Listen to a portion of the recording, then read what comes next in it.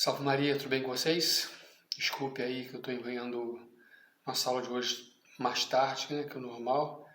Hoje foi um dia um pouco atribulado aqui em casa, né? Mas de qualquer forma estamos enviando a aula agora, tá bom? Vamos começá-la com a nossa Ave Maria. Em nome do Pai, do Filho e do Espírito Santo. Amém. Ave Maria, cheia de graça, o Senhor é convosco. Bendita sois vós entre as mulheres e bendito é o fruto do vosso ventre, Jesus. Santa Maria, Mãe de Deus, rogai por nós pecadores, agora e na hora de nossa morte. Amém. Em nome do Pai, do Filho e do Espírito Santo. Amém. Bom, gente, na última aula a gente viu até o 9º artigo, né, da profissão de fé, creio na Santa Igreja Católica, na comunhão dos santos. Agora vem 3 artigos que o nosso livrinho até trata eles 3 juntos, né? É o 10º, 11º e 12º. É o fim do credo, né? O fim da nossa profissão de fé. Então diz assim: creio na remissão dos pecados, na ressurreição da carne e na vida eterna. Amém. Né? Então o 10º diz assim: creio na remissão dos pecados. O que é uma palavra que a gente não está acostumado a usar normalmente, né? Remissão. Né? A remissão dos pecados nada mais é do que o perdão dos pecados. Então, isso só foi possível, né? A remissão dos pecados, o perdão dos pecados, da forma como a gente coloca hoje na igreja, que é um perdão onde Deus apaga aquela ofensa cometida, só a partir da vinda de nosso Jesus Cristo, a sua encarnação, paixão, morte e ressurreição. Antes disso, a remissão dos pecados não era o que é depois de nosso Jesus Cristo. Né? Vamos entender aquilo que eu já falei para vocês. Até que nosso Senhor Jesus Cristo veio e operou a redenção do gênero humano, as portas do céu estavam fechadas. As portas do céu estarem fechadas não é só uma questão física, né? Que eu não entro no céu, né? Mas é que as graças que Deus queria derramar à humanidade estava como que impedido de derramar essas graças porque as portas do céu estavam fechadas. Não havia um canal de graças. Lembre-se que eu falei para vocês que aquelas pessoas que morriam, os justos que morriam, ficavam no limbo, que era um lugar aí assim, né, que a gente não sabe direito, aguardando essa vinda, morte e ressurreição do nosso Jesus Cristo para que a porta do céu abrisse e eles pudessem entrar no céu. Até então nem isso eles conseguiam. E os pecados cometidos pela humanidade, de Adão e Eva até a data da morte e ressurreição do nosso Jesus Cristo, ficaram como que retidos. Existiam alguns ritos, alguns costumes daquele povo, né?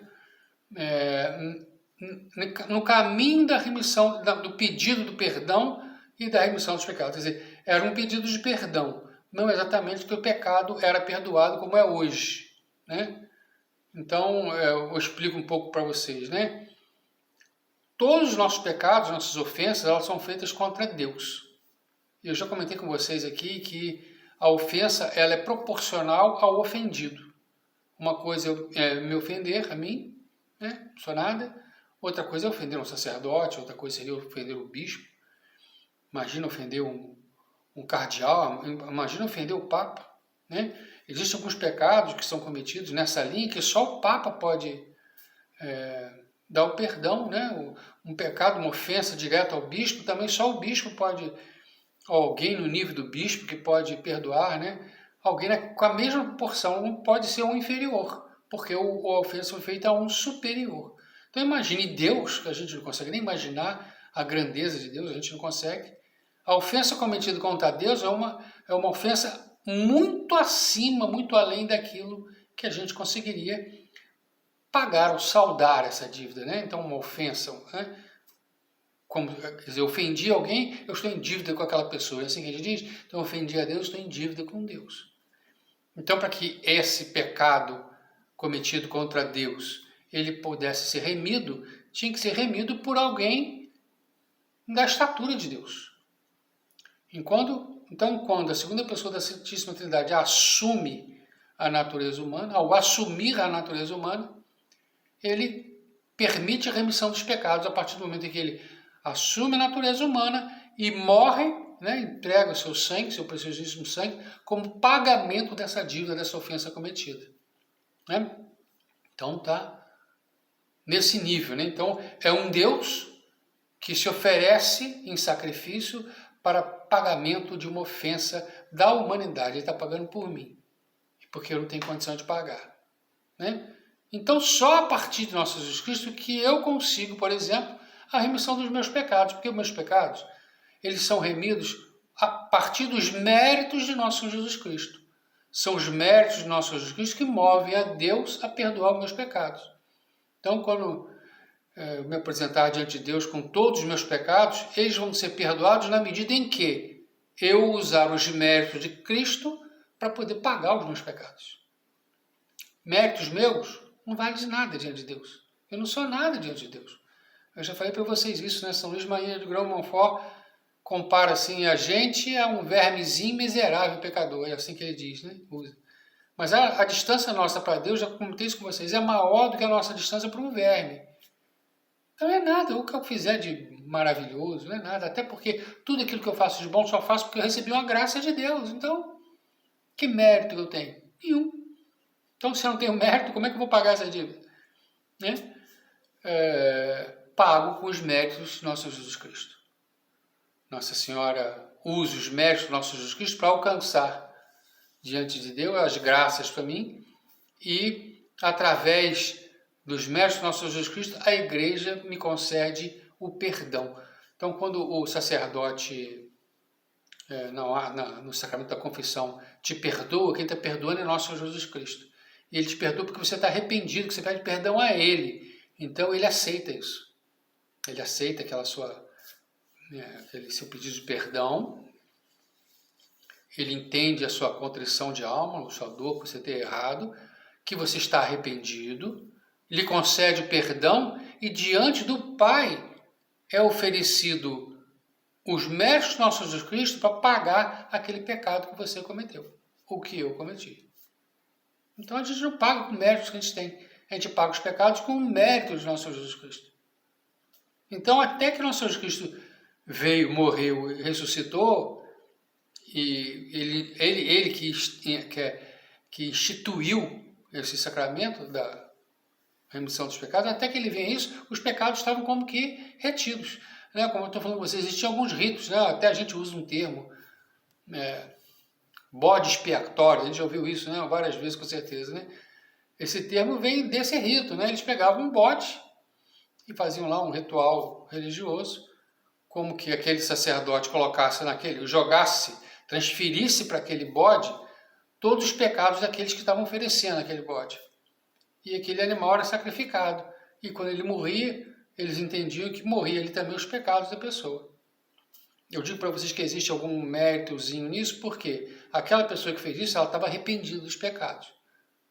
Como o sacramento da reconciliação ainda não tinha sido instituído no nosso Jesus Cristo, os pecados estavam retidos, de alguma forma.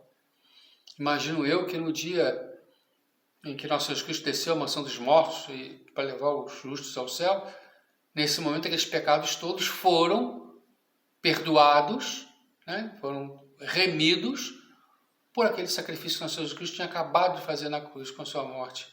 E agora, na ressurreição dele, aqueles pecados foram remidos porque puderam ser usados os méritos de nosso Jesus Cristo, que é Deus, para pagar aqueles pecados.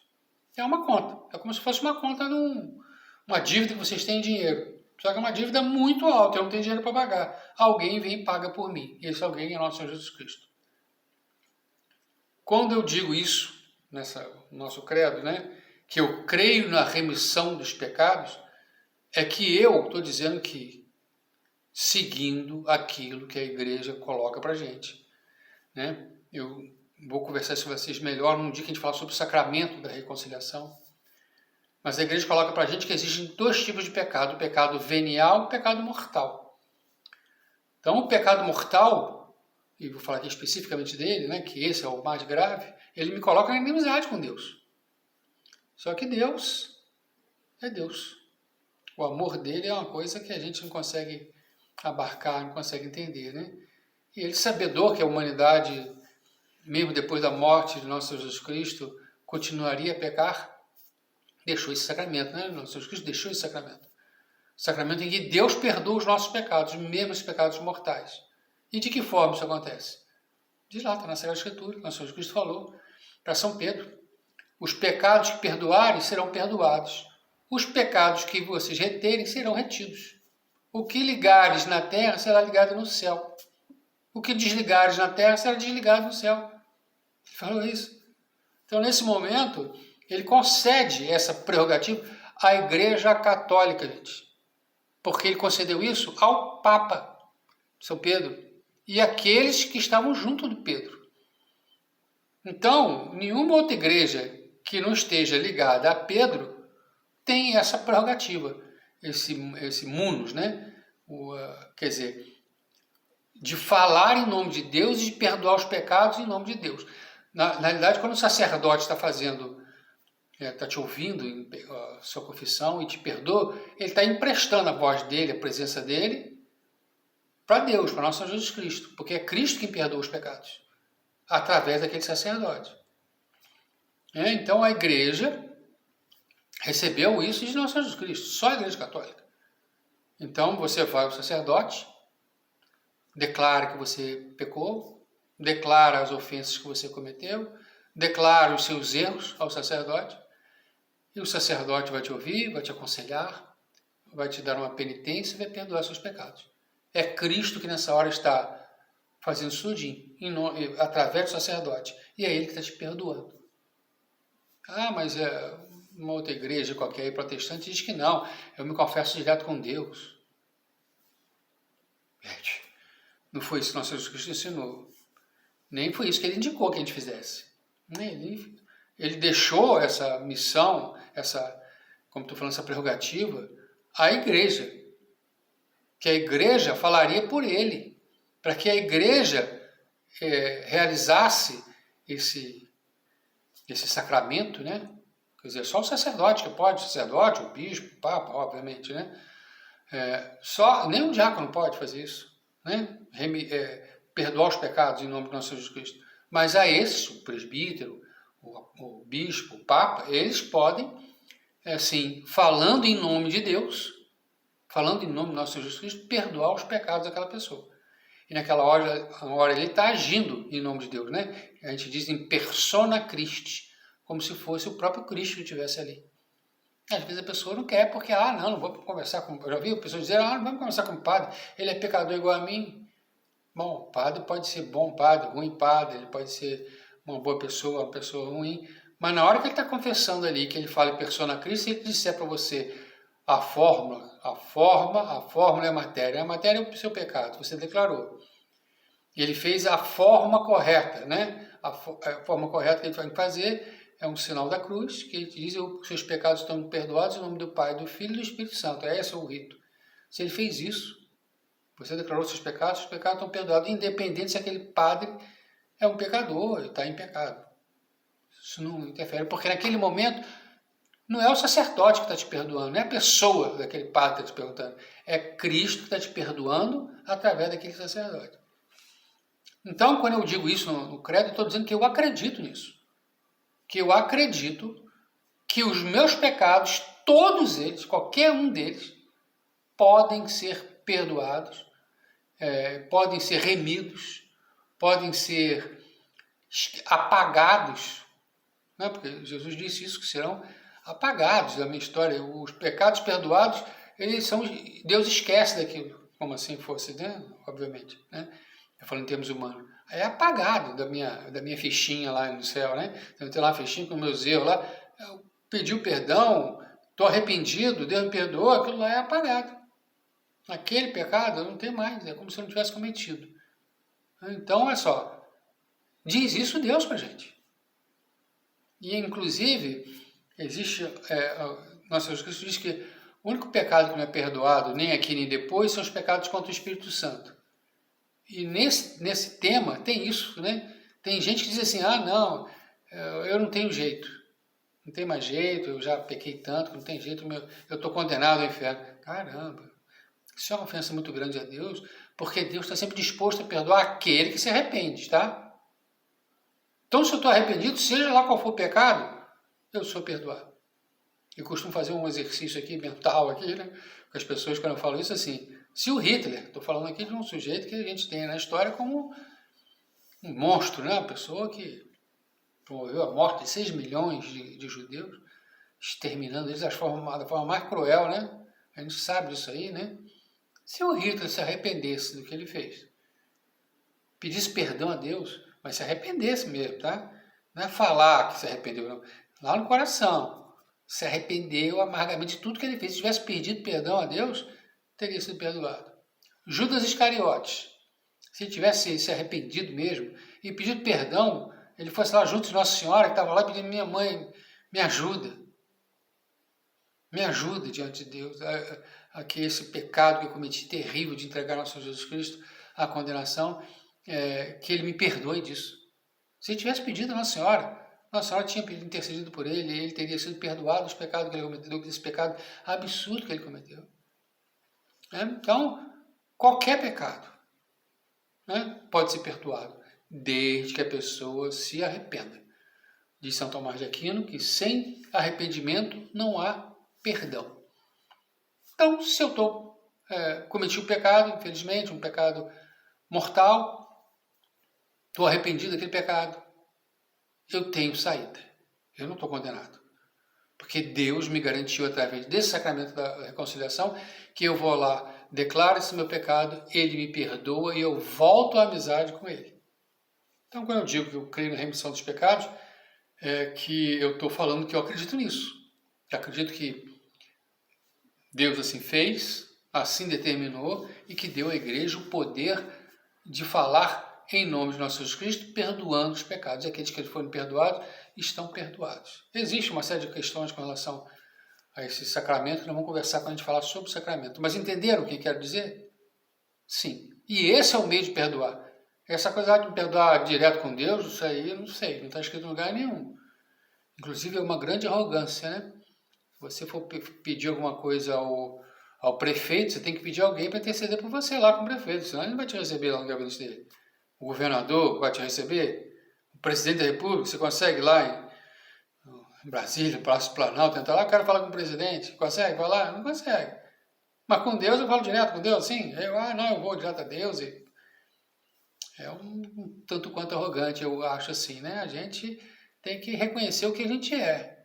E se Deus colocou dessa forma, que a igreja promova isso, é através da igreja que eu tenho que fazer. Né? Bom, vamos lá. Remissão dos pecados, eu acredito que meus pecados podem ser perdoados desde que eu me arrependa, e eu acredito nisso. Né? Então, creio na remissão dos pecados, na ressurreição da carne, outro ponto difícil. Ressurreição da carne é aquilo que eu já comentei com vocês, né? No final do mundo, no juízo final, nosso Jesus Cristo volta novamente. Hoje, nas leituras da missa de hoje, da liturgia, eu falava sobre isso, né? O próprio nosso Jesus Cristo falou, o próprio Jesus Cristo não, o anjo que falou quando Jesus sobe ao céu, na ascensão do nosso Jesus Cristo, fala com eles: ó, esse que vocês estão vendo aí, que está sendo levado hoje vocês, ele vai voltar da mesma forma como ele foi. Então diz o anjo que da mesma forma como Jesus subiu ao céu, ele vai vir. E como a forma foi essa? Diz essa Escritura que ele subiu numa nuvem, né? Ele foi se elevando, até que não conseguiu mais ver. Então ele vai descer numa nuvem também. E vai vir julgar os vivos e os mortos. Né? Ele já falou sobre isso aí, né? E nesse dia do julgamento, eu falei com vocês, que ele vai reunir de novo corpo e alma de todo mundo. De todo mundo, gente. Como é que Deus vai fazer isso, gente? As pessoas pensam: como é que vai fazer isso? Já morreu há tantos anos, já virou pó. Minha mãe fala muito assim: já virou pó, como é que vai fazer isso aí? Gente, Deus tirou o mundo do nada. Recolher de novo o nosso corpo, remontar o nosso corpo, é uma tarefa ridícula para ele. Tirou o mundo do nada, gente. Então ele pode sim, e a gente professa no início do credo que creio em Deus Pai Todo-Poderoso. Se Ele é Todo-Poderoso e eu digo que Ele pode fazer qualquer coisa, Ele pode juntar o corpo. Morreu há 2000 anos atrás. Ele pode de novo formar de novo esse corpo e juntar de novo esse corpo com a alma daquela pessoa. E aí, a partir daí, a pessoa vai viver a eternidade. Corpo e alma. Aí eu já falei com vocês. Para uns, infelizmente, vai viver corpo e alma no inferno. A outros vai viver corpo e alma no céu empírico, a gente fala assim, né? Como já estão lá, nosso Senhor Jesus Cristo, como já está lá Nossa Senhora, e como já está, até que a igreja se pronuncie em contrário, a gente acredita e defende algumas pessoas, inclusive como São João, fundador dos Aulas do Evangelho, que muito provavelmente é lá onde está também São José. A gente acredita assim, né? Até que se pronuncie ao contrário, a gente pode acreditar nisso, defender isso, e existem razões para isso. Vários santos falaram sobre esse assunto, tá? Então, vai juntar corpo e alma novamente. E você vai viver no céu ou no inferno em corpo e alma. Aí vem aquelas questões, né, as questões interessantes que as pessoas me perguntam às vezes. Uma pessoa, um neném que morreu com meses, e uma pessoa que morreu com 90 anos, elas vão se ressuscitar, um como bebê, o outro como um ancião de 90 anos. A gente não sabe, né, gente? Mas tem uma tradição na igreja que diz que todo mundo vai ser ressuscitado com 33 anos de idade. Então eu, que já passei dos 33 anos faz tempo, eu vou ter essa graça de ter meu corpo, minha alma realmente reunidos novamente, eu como era quando eu tinha 33 anos de idade. Ou se alguém morreu com menos que isso, 20 anos, como o corpo seria os 33 anos de idade. Por quê? A idade que Nosso Senhor Cristo morreu, né? A tradição diz assim. Está escrito aí na Sagrada Escritura, não está em lugar nenhum. É uma tradição da igreja. Uma inspiração que alguém teve de falar assim, e que até faz certo sentido, tá? Não sei. Nós vamos saber isso lá no juízo final. Todos nós vamos ver isso no juízo final. E espero que todos nós, quando vejamos isso no juízo final, estejamos felizes, porque nosso corpo foi reunido à nossa alma e a gente foi para o céu, espero assim. Porque muitos vão estar com seu corpo reunido à sua alma no inferno, sofrendo terrores. Né? Então, mas como é que vai ser? Como é que vai ser? Gente, eu já falei com vocês, tem algumas coisas que são muito interessantes que eu aprendi na vida, como o São João, inclusive, é isso aí. Se Deus diz que é assim, vai ser assim. Se Ele é todo poderoso, Ele pode fazer. Se Ele fazer, vai ser assim. Eu não preciso perguntar como, se vai ser assim, como é que fisicamente isso vai acontecer. Bem, Deus falou que vai ser assim, vai ser assim. E isso Ele falou, acabou. Não tem o que eu questionar, né? O acreditar aqui, que a gente está falando na nossa profissão de fé, parece até ridículo de alguma forma de colocar assim, porque está escrito na Sagrada Escritura, é a palavra de Deus, então é a verdade. Ele vai unir de novo corpo e alma. Mas está aqui para a gente lembrar disso. Olha, o nosso corpo vai ser unido com a nossa alma. Porque esse corpo que foi morada do Espírito Santo, esse corpo que é templo de Deus, usando aqui o termo de São Paulo, ele, quando eu me santifico, quer dizer, vou falar, quando uma pessoa se santifica, ela se santifica em corpo e alma. Então aquele corpo também é santificado. Tanto que a gente usa de ter, às vezes, aí, as relíquias dos santos, né? Porque, às vezes, é uma roupa, né? Que ele tinha. Às vezes é o cabelo, um pedacinho do cabelo, né? Uma coisa assim qualquer. Do santo, que aquilo ali é parte de um santo. É santo também, é algo sacral. Então as pessoas costumam usar assim, a igreja viveu assim muito tempo. No início da igreja, a igreja viveu nas catacumbas de Roma, escondido, né? Porque eram perseguidos os cristãos. Então a igreja vivia e celebrava suas missas ao lado dos corpos dos santos, dos mártires que morreram. Isso é uma tradição grande na igreja, né? Estar próximo dos santos, estar próximo daqueles que a gente tem certeza que está junto de Deus. Então,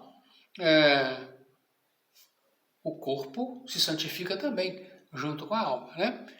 Então, esse corpo vai ser reunido a essa alma. E assim vamos viver a eternidade, em corpo e alma. Depois do juízo final. É no juízo final que nosso Cristo promete, que Deus promete fazer isso, reunir de novo corpo e alma. Até lá vai ficar o nosso corpo com pó, ao pó veio e ao pó voltará, e a nossa alma ou no céu ou no inferno. Mas lá nesse final ele reúne-se de novo. E eu aqui, nesse momento, estou professando que eu acredito nisso. Que eu tenho fé que isso é dessa forma e creio firmemente que isso vai acontecer. Por quê? Eu cientificamente não consigo explicar como isso vai ser feito. Mas Jesus falou, Deus falou, é isso e acabou. Eu tenho que acreditar naquilo que Deus fala. Olha só, se eu não acreditar naquilo que Deus fala, eu não tenho fé. Se eu não tenho fé, eu sou católico, não sou nada. né? Mas olha só, eu tenho que acreditar, gente. Isso tudo que eu estou falando com vocês do credo, que a gente está falando da profissão de fé, é muito importante que a gente acredite. Não pode ser uma coisa da boca para fora. O padre, hoje na missa que eu participei, falava sobre isso, né? Que tem muito católico de exterioridades, né? Ele até comentava, né? Posta lá na rede social umas fotozinhas bonitinhas, né? Reza um terço ali na internet, né? As coisinhas superficiais, mas depois, na hora de dar testemunho, na hora de falar de Deus, da igreja, a pessoa se acabrunha, não fala, fica com respeito humano. É isso aqui, não é assim. Aqui, na hora que eu estou falando isso, creio na ressurreição da carne, eu tenho que falar isso, acreditar nisso e defender isso com o coração, tendo certeza que isso é assim, porque Deus falou isso, é assim e eu vou defender isso. Ah, mas eu não sei como é, tudo bem, não vou saber, não sei. Muita coisa no mundo eu não sei, tá, gente? Obviamente que tem muito mais coisas no mundo que eu não sei do que coisas que eu sei. O que eu sei é nada, é um pó, né? Um grãozinho de areia no mar. Então eu não sei como é, mas se Deus falou que vai ser assim, é assim. Eu acredito e defendo que isso vai ser assim. Corpo e alma reunido. Por isso que às vezes a gente acha estranho, assim, na pessoa que morre, pede para cremar o corpo, como se tivesse tudo acabado. Acabou não, gente. Isso tudo que a gente tem falado aqui vai acontecer e a quem não acredita vai ser um momento de muita tristeza, né? Quanto àqueles que acreditam. Bom, remissão dos pecados, ressurreição da carne, na vida eterna. Vida eterna é outra coisa, né? Muita gente não acredita que a gente, depois da morte, tem uma vida. A gente vive como se não tivesse. Tem gente que diz que acredita na vida eterna, mas vive uma vida como se não tivesse uma vida eterna. Vive uma vida pensando só naquilo do mundo, esquecendo da eternidade que vai passar a sua alma. Então, nosso Senhor Cristo disse: preocupai-vos com o que mata a alma, não com o que mata o corpo. Então, a gente tem que preocupar com aquilo que mata a alma. O que mata a alma são os pecados, a gente está falando aqui de novo. Né? Então, a vida eterna é uma promessa de Deus. Uma promessa, caramba, muito antes do nosso Jesus Cristo, Deus já havia prometido isso. Uma vida eterna, uma vida sem as tribulações, sem as dores, sem a morte. Óbvio que a interpretação aí no Antigo Testamento caminhou para que isso eles achavam que se realizaria aqui, nesse mundo que a gente está vivendo, nessa vida que a gente está vivendo. Então eles ficavam esperando que viesse esse Messias e que ele ia realizar essas coisas nesse mundo, que se ia viver, o povo de Israel ia viver na riqueza, sem problemas, só na felicidade, mas não era isso. Deus estava prometendo algo muito maior do que isso. Algo depois dessa vida, né? Mas eles não entenderam assim, até hoje não entendem assim, os judeus, né? Mas a gente tem que entender isso. E isso é fundamental do ponto de vista da fé nossa, por quê? Eu já comentei com vocês. Deus está preocupado com a salvação da sua alma. Deus está preocupado aonde vai passar a sua alma a eternidade, se no céu ou no inferno. As coisas que a gente vive aqui na Terra é nada, gente. 100 anos de vida é nada diante da eternidade. É menos que um piscar de olhos numa eternidade. A gente não pode passar o mundo preocupado com o que está acontecendo aqui. A gente está aqui de passagem, né? Alguém uma vez falou comigo, é como se a gente fosse para um hotel. Você vai ficar um mês no hotel, você não vai ficar preocupado com o quarto do hotel, pintar o quarto do hotel, trocar mobília. Você vai embora dali um mês. É nós aqui, nós estamos aqui de passagem nesse mundo. Eu sei que todo mundo fala isso. Acho que quase todo mundo acredita nisso. Mas às vezes é da boca para fora. Tem que ser da boca para dentro, na alma, no coração. Eu tenho que acreditar numa vida que não tem fim e que eu vou passar ou com Deus ou no inferno. E eu vou alcançar essa vida, ganhar essa vida das mãos de Deus se eu viver uma vida de santidade aqui. Nós estamos em provação. Essa nossa vida aqui na Terra é uma provação para saber se vamos ou não merecer de Deus a salvação e a vida eterna, né, que Ele prometeu. É a promessa que Ele fez ao povo de Israel, depois estendeu para todos os povos, né, aqueles que seguissem a nosso Jesus Cristo. A vida eterna, uma vida junto de Deus, na visão beatífica, onde não há sim, onde não há dor, não há sofrimento, não há fome, não há frio, não há nada de ruim, só tem o bem. Entenderam? Nós vamos reforçar isso durante a semana, alguns material que eu vou mandar para vocês sobre esses 3 últimos artigos. Na próxima aula vai ser presencial, eu vou fechar esses 3 e vamos fazer uma revisão de todo o credo. E aí a gente encerra essa parte do nosso estudo da catequese. Tá bem? Salve Maria, tenha uma boa noite e uma excelente semana. Em nome do Pai, do Filho e do Espírito Santo também. Salve Rainha, Mãe de Misericórdia, vida, doçura e esperança, nossa salve. A vós bradamos, degradados filhos de Eva, a vós suspiramos, gemendo e chorando neste vale de lágrimas. E pois, advogada nossa, esses vossos olhos misericordiosos a nós ouvei, depois desse desterro mostrai-nos Jesus, bendito é o fruto do vosso ventre. Ó clemente e piedosa, doce e sempre Virgem Maria, rogai por nós, Santa Mãe de Deus, para que sejamos dignos das promessas de Cristo. Amém. Em nome do Pai, do Filho e do Espírito Santo. Amém. Salve Maria.